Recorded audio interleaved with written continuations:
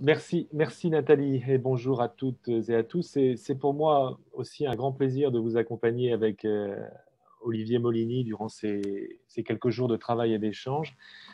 Et je veux remercier le CNESCO, sa présidente Nathalie Mons, de m'y avoir associé. Je veux saluer aussi au passage tout le travail qui a été réalisé par vous depuis des années sur des thèmes qui sont au cœur de nos systèmes scolaires et je suis heureux de voir cette aventure se poursuivre dans le cadre de cette association avec le CNAM, qui fait, je crois, particulièrement sens pour cette conférence. La thématique qui nous réunit cette semaine, celle de la formation continue et du développement professionnel des enseignants, est en effet elle aussi importante, massive, et elle est sans doute décisive pour l'école. Réunir des chercheurs, des experts du monde entier pour mesurer les avancées à la fois de la recherche, des politiques et des dispositifs sur cette question, c'est une opportunité rare que nous offre le CNESCO et dont on espère tous, je crois, tirer des enseignements pour notre propre compte et éclairer nos situations nationales. Alors pour cela, tout le monde a produit et nous sommes arrivés au temps du partage et des retours d'expérience. Et demain ou après-demain, sur la base de tout ce travail, des pistes d'action viendront. Pour ma part, en appui d'une contribution que nous avons réalisée avec l'équipe bordelaise du LACES, à la demande du CNESCO, sur les variations observables dans la promotion de cette notion de développement professionnel des enseignants, je repérerai pour commencer moi aussi une série de tensions, complétant ainsi, je crois, l'ouverture proposée par Olivier. D'abord, il semble juste de souligner que la notion de développement professionnel continu se signale par une certaine instabilité qui se mesure sur différents plans. On a là une notion qui s'impose internationalement, à la fois sur le plan de la recherche, mais aussi, ce qui trouble un peu les choses, au niveau des organisations internationales. Cela concourt à sa circulation et aussi à une forme de neutralisation, de naturalisation, qui est en fait assez laurente parce que, et c'est un point essentiel, la notion de développement professionnel apparaît très indexée à des contextes d'usage nationaux ou à des aires géographiques, bref, à du local. Rien de surprenant à ça, car on parle bien de l'école et de ses enseignants. Or, il n'y a rien de plus situé historiquement et socialement que ça. Ce qui est intéressant d'observer, c'est comment la recherche elle-même témoigne de cette diversité d'usages selon d'où elle est produite. On observe ainsi une continuité forte entre les formes d'administration locale de la profession enseignante et la recherche sur le sujet. Ce qui fait que, par exemple, les conceptions du développement professionnel ou de la professionnalisation plus managérialisée vont se développer dans des contextes où des politiques de résultats président à la reconnaissance et à l'accréditation des établissements et de leur personnel. Du coup, on a une articulation dans la littérature qui n'est pas toujours évidente ou harmonieuse. Et alors, on peut en effet parler de tension entre l'individuel et le collectif. On la trouve y compris en France, où le développement professionnel s'expose pour l'employeur par cette double composante, individu et collectif. Sans qu'on sache toujours bien comment articuler les deux, les carrières enseignantes et une bonne part du travail des enseignants s'étant construit en référence à la classe. Sur cette dimension individuelle du développement professionnel, elle est encore dans certains pays, d'Europe du Sud notamment, marquée par une centration sur les contenus disciplinaires, ou plus exactement leur transmission didactique, ce qui est sans doute bien logique, mais qui n'est pas universel. Ainsi, dans d'autres pays, la dimension individuelle du développement professionnel pourra intégrer de façon très significative et même parfois centrale des enjeux de formation continue qui sont liés à l'épanouissement, à la gestion, à l'intelligence émotionnelle, à la gestion des dilemmes moraux, à la résolution de conflits, au travail collectif.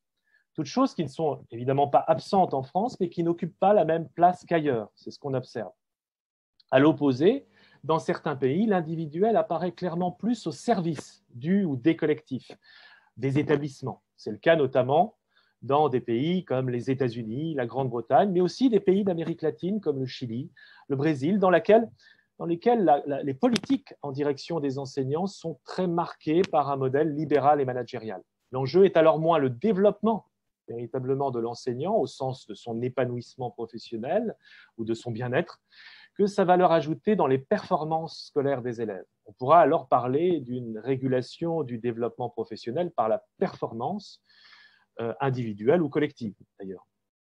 L'un des enjeux de ce colloque est, de mon point de vue, de ne pas opposer les deux, développement professionnel et efficacité, mais de comprendre, d'essayer de comprendre comment on peut penser leur solidarité à partir justement d'exemples étrangers ou ou autochtones, en France aussi. A contrario, on trouvera encore, dans certains contextes qui se signalent aussi par une formation initiale plus longue, une conception plus réflexive, plus processuelle, moins performative du développement professionnel. Car la particularité de la formation est qu'elle ne s'épuise pas dans sa réalisation. Au contraire, le besoin de formation tout au long de la vie, le développement professionnel sont nourris par une formation initiale, dense, source non pas tant de réponses définitives, mais de questionnements que toute une vie professionnelle permettront d'explorer. Et c'est là que la recherche prend sa place.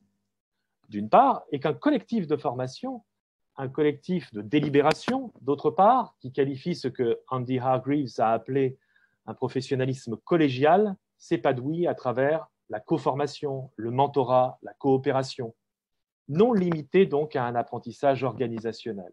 On trouve ces conceptions mises en œuvre dans des pays comme l'Écosse, le Japon, dont on parlera demain, mais aussi bien le Canada, l'Ontario, dont on va parler tout à l'heure avec Michael Fullan, ou encore la Finlande, pour ne citer que quelques exemples.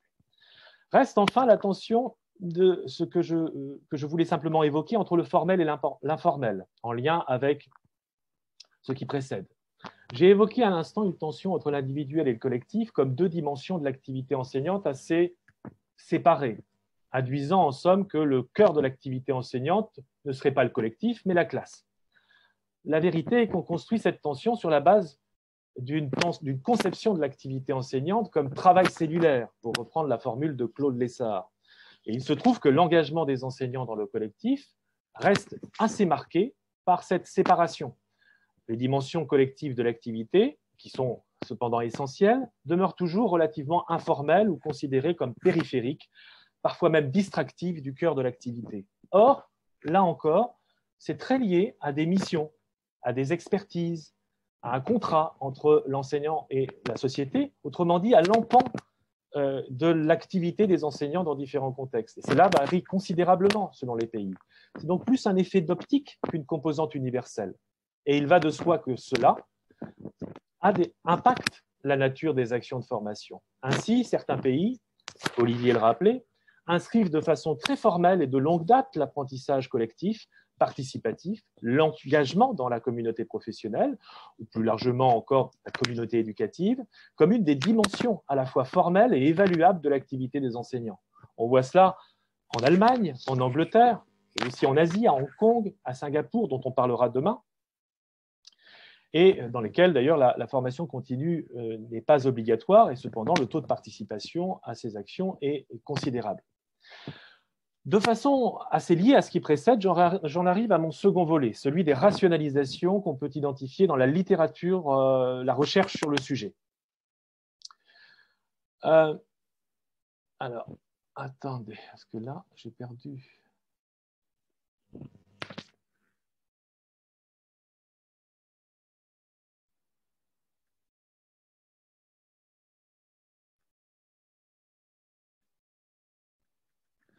Sur les tensions qu'on a évoquées, on trouve, sur cette question des rationalisations, des recherches très contrastées dans leur angle d'attaque.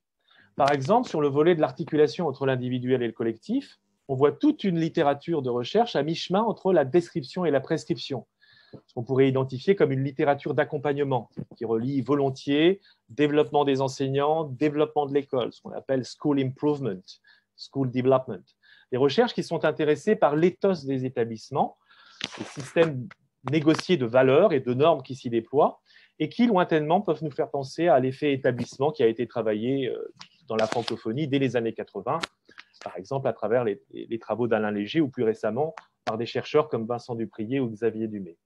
Cette conception participative du développement et de l'efficacité professionnelle est là encore plus marquée dans les pays anglo-saxons, aux États-Unis, en Australie, en Angleterre, en Nouvelle-Zélande, qui ont développé depuis des décennies les idées de communauté professionnelle apprenante. Mais on le trouve également s'imposer progressivement en France dans la littérature de recherche. Cependant, parallèlement à cela, et de façon tout à fait significative, une littérature critique se développe dans de nombreux pays, notamment ceux dans lesquels cette conception participative se déploie parallèlement à des attentes croissantes de reddition de comptes de la part des enseignants et des écoles, avec des exigences de transparence et de résultats, ce qui dessine une conception probatoire du développement professionnel des enseignants. Cette conception-là, elle se déploie finalement, c'est ce qu'on observe, à la mesure de l'éloignement de perspectives plus réflexives et critiques, lesquelles ménagent plus d'autonomie, l'autonomie des enseignants, et qu'on trouve donc de façon plus affirmée cette dimension critique et réflexive en Europe, notamment en Scandinavie, en Norvège ou en Finlande, la Suède ayant adopté pour sa part un tournant plutôt inverse depuis une décennie, mais aussi en Europe de l'Est et en Estonie notamment, dont on parlera demain. Et je crois qu'il ne faut pas négliger l'impulsion ou l'influence du modèle européen du lifelong learning dans cette spécificité européenne. Une autre forme de rationalisation observable a trait à des conceptions, sinon concurrentes, en tout cas distinctes du développement professionnel des enseignants. Celle d'une part de l'approfondissement d'une expertise, souvent disciplinaire, qui conduit notamment à former des enseignants experts qui ont un rôle aussi de formateur sur le modèle anglais du Advanced Skill Teacher, ou qu'on retrouve aussi aux Pays-Bas et en Allemagne, et celle, d'autre part, de la promotion de compétences transverses qui dépassent les enjeux d'enseignement et de transmission de savoir, mais qui les conditionnent néanmoins. Il y a les questions culturelles, les questions de climat scolaire, de travail en équipe, de coopération, de valeurs même. L'enjeu n'est nulle part celui d'une alternative entre ces deux pôles, mais d'un dosage, d'une articulation. Comment, par exemple, penser dans le même temps l'enseignement d'une matière et l'inclusion sociale, ou la question du climat d'une école et la question de transmission de contenu. Et cela appelle aussi une écoute des besoins. Et sans doute également une réflexion sur la formation des formateurs et le lien entre divers profils de formateurs. Enfin, très rapidement, il est intéressant d'observer que la recherche s'articule beaucoup autour des questions d'évaluabilité des actions de formation, entre des questions, un pôle de standardisation ou de naturalisation des compétences professionnelles. Au fond, qu'est-ce qu'un bon développement professionnel? On est dans une logique de bonne pratique, mais il y a aussi une approche des standards qui n'est pas aussi caricaturale que cela et qui n'est pas indifférente, y compris à une recherche très finalisée. Donc, une logique de standardisation versus une logique beaucoup plus centrée par ou intéressée de comprendre les formes locales de construction et de capitalisation de compétences, que ce soit au niveau individuel ou collectif. La dimension processuelle et réflexive est dès lors moins un chemin qu'une compétence professionnelle en soi à travailler tout au long de la vie professionnelle. Et on est là plus dans une logique d'enseignant-chercheur, teacher as researcher, qui a été développée par Stenhouse dès les années 70. Je conclurai rapidement sur 3 points qui correspondent à des formes de compromis, au mieux, parfois c'est plus disputé que cela, entre des tensions clés, entre normativité et autonomie, qui au fond traversent tous les pays, prenons le cas français par exemple, et qui visent à résoudre ou conjuguer des normes professionnelles héritées, inscrites dans des cultures scolaires, et la prise en compte de composantes nouvelles de l'activité, possiblement contrariantes pour le groupe professionnel, mais qui ne peuvent pas ne pas faire l'objet d'un travail de formation tout au long de la carrière et appellent donc une redéfinition des priorités de formation, en même temps sans doute que des missions et des standards professionnels. Un autre enjeu qu'on ne peut ignorer des évolutions actuelles de la formation continue des enseignants et qui appelle sans doute aussi des compromis et des réflexions, tient à la mise en place de formats hybrides de formation, à la fois engagés, mais désormais accélérés du fait de la situation que nous vivons. Sur ce plan, qui combine à la fois des enjeux de formation A, comme il y a des éducations A, mais aussi d'utilisation pédagogique du numérique, on sait que c'est la pratique la moins répandue, tout particulièrement chez les enseignants français. Notamment un constat qui a été établi par l'enquête Thalys en 2018. La recherche montre que si le numérique permet plus d'horizontalité entre les acteurs, en réduisant notamment les temporalités et les territorialités, on peut le mesurer aujourd'hui, elles appellent aussi, du fait de modes de transmission et d'apprentissage tout à fait différents, qui sont sources potentielles de déroute ou de tension même dans les rapports pédagogiques ou les codes, eh bien, sont brouillés. Il y a donc là un enjeu important qui appelle aussi des formes de travail, de résolution, car le numérique produit aussi une décontextualisation des échanges professionnels aux antipodes précisément d'une conception de la formation rapprochée du lieu de travail, et donc ça doit justement faire l'objet d'un travail. Enfin, et pour cela, comme pour le reste, on doit observer que beaucoup de politiques de formation en direction des enseignants sont marquées autant par des formes et parfois même souvent dans le même pays, de défiance que de confiance. Défiance qui s'exprime notamment quand la formation apparaît comme un levier qui contribue à accroître la performance globale de l'organisation, des établissements, eux-mêmes pris dans bien des cas dans un marché scolaire. Les exemples sont nombreux et ne sont pas qu'étrangers. Confiance quand la définition du bien commun est une conquête entre le groupe professionnel et la société et qualifie un contrat moral entre les enseignants et la nation, non pas un contrat immémoriel ou incantatoire, mais qui passe au-delà même des enjeux de développement et de formation, probablement par la reconnaissance d'une profession et de ceux qui l'exercent.